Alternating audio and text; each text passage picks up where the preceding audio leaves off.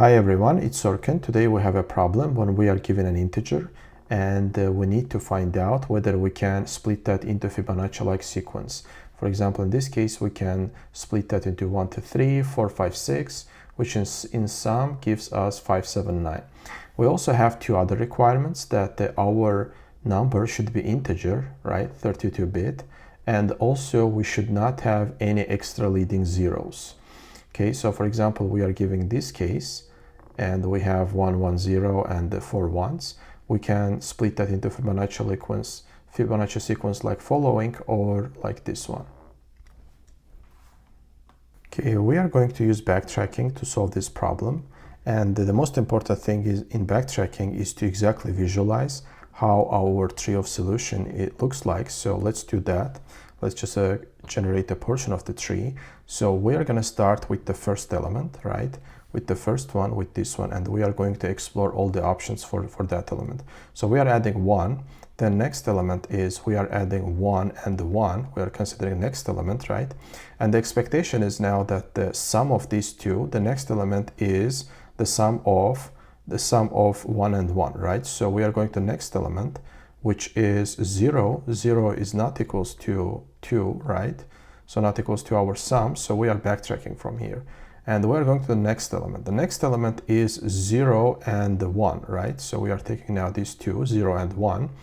By requirement, we cannot have a leading 0. So, and because of it, we don't, so all other scenarios that will come after it, right? So 0, 1, 0, 1, 1, and so on, they all will be invalid because we cannot have leading 0. So we are backtracking and we are exploring another option. So we are actually breaking from this branch.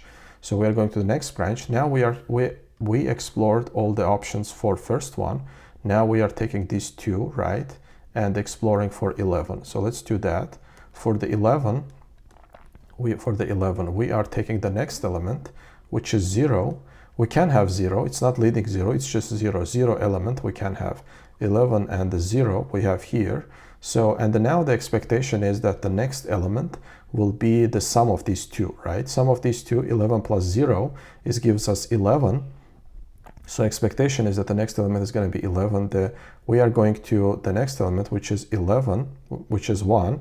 1 is not equal to 11. So we are going to the next element. The next element is 11, right? 11. So is 11 equals to 11 and 11 plus 0? Yes, it equals. So now we found that at least these three, this gives us Fibonacci sequence, and now we can go and explore the rest of the tree. So for this 11, right, we have this 11 here, we have this 11, and now we will go, so we have one more one here. So now we will go and explore rest of the tree. So we will go to 1, and from there, so these two, sum of these two, like a previous two elements in our result. So in our result, 0 and the 2, right? That should give us also 11. So we are exploring this 1, right? The 1 is not equal to 11. So we are backtracking from here and we are going to the next element, which is 0 plus 11 will give us 11. And by the time when we reach the end of our string, it means that we have the Fibonacci sequence and we are going to return true. Okay, first thing that we are going to do, let's just create our result of integers, which we are going to return, and it's going to be new array list, and let's return it right away. Return result. So now we can backtrack, and what we are passing there, we are passing our num, right, that we are receiving num. We are passing our result, and we are passing the index from where we are going to start. We are going to start from the first index of the string, so we are passing that. And now let's do that for our let's implement our backtracking method, right? It's gonna return Boolean, right? It's gonna return Boolean, and we are going to string num, it takes our list integer result, and also it's gonna take the index, right? It's gonna take the index, int index. Okay, index from where we are starting. Okay, now first let's put the base case. What is the base case for us? The base case is, as we said, if we reach the end of the string and we haven't break and returned false, then it means that we have a valid Fibonacci sequence. So for that, we need to check if our index is equals to our num length, and also we need to have at least 3 elements in our result, right? If our result size is equals to, is more than or equals to 3, then in that case we are going to return true. So now let's go and generate our tree of solutions, right? So for that, let's start from we are going to start from whatever our index is at the moment, right? Whatever our index is at the moment, I is less than num length, and we are incrementing I. Okay, so now first, what we can check first? The first thing that we can check is if we have a leading 0. So if we have a leading 0, we are going to break, so we don't have to explore that solution. So for that, we are going to take the m character at, so character at our index, right? At our index is equals to 0, and our I is more than our index, then in that case we have a leading 0. So for that we can just break for that branch. We don't have to explore further. The next one is we are going to take whatever the number is there, right? We need to take long. Because by requirement our number should be 32-bit integer. If it's more than that, then we should break that branch also. We should not explore further. So let's just take the number, and let's take the long. Let's take the parse long. And we are taking our current, that substring that is our number. So for that, let's take the num substring, right? Substring from what? From our index to our I plus 1. So we are taking whatever the number we have at the moment.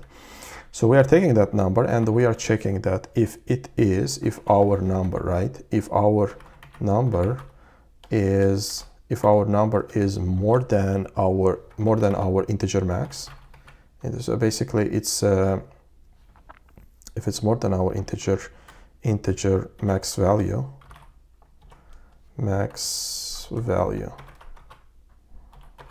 if more than integer max value, then in that case again we have to break. We should not explore that branch also. Okay, now we can go. So we have these 2 corner cases that we checked already. Now let's go and explore our options, right? So let's go and take the size, which is our result size. Okay. So, and another thing that we can check here, we can check if our size. So if our size is more than or equal to 2, and if our result, right? If our num at the moment that we have, if it's more than our previous 2 elements, then in that case we can break right away, because the next element that we are going to take, the next number, it's going to get bigger, right? So there is no reason to go further. So if our number, right, if our number is more than our result, get size -1, and size -1 plus, we can copy paste that here, size -2. So if it's more than that, we should not explore further this branch, right? So we can also break here right away. So there won't be any Fibonacci sequence in that branch for us. So now let's go and check the cases when the number is equal or the size is less than 2. So if our size is less than 2, right? Or if our number is equals to the same, right? So previous two elements. So if our number is equals to previous two elements, then what we do in that case, we are first adding to our result. We are adding our number, but it's a long, right? We should cast it here, and we are casting it here to int, right? We are adding int here, and then we are backtracking to the. Then we are backtracking here. We are calling recursively our method, and we are passing here our num. We are passing our result, and we are passing. So we have I, and we are going to the next element, right? We are adding I plus 1. Okay, I plus 1. And if that is true, then we are returning true here. Okay, so we are recursively exploring that. And once we explored branch, we need to also clean up our result, right? Let's say that we went to the certain point, we added values, and now as we are backtracking, we need to clean up our result. So for that result, right, we need to remove the last element. Remove. We are removing result size -1. So we are moving the last element as we are backtracking. And that's it. If we did not find any Fibonacci sequence here, then we are returning false. Okay, let's run it.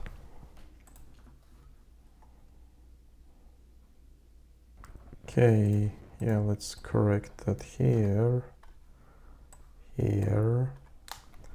and also less than. And here we forgot to add the method name backtracking. Okay, let's run it one more time.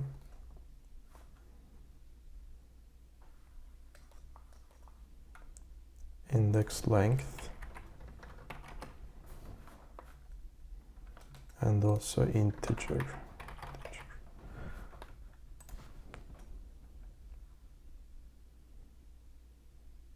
Okay, great. It works as expected. Let's calculate time and space complexity. The time complexity in this case, so it's a backtracking, so it's exponential. So in our case, it's going to be 2 of n, right? And how about the space complexity? The space complexity in our case is determined by the depth of recursion stack. So in our case, it's going to be O of n, right? O of n. Okay, that's it for today. Hope you like my content. If you like it, please hit the like button and subscribe my channel. See you next time. Bye.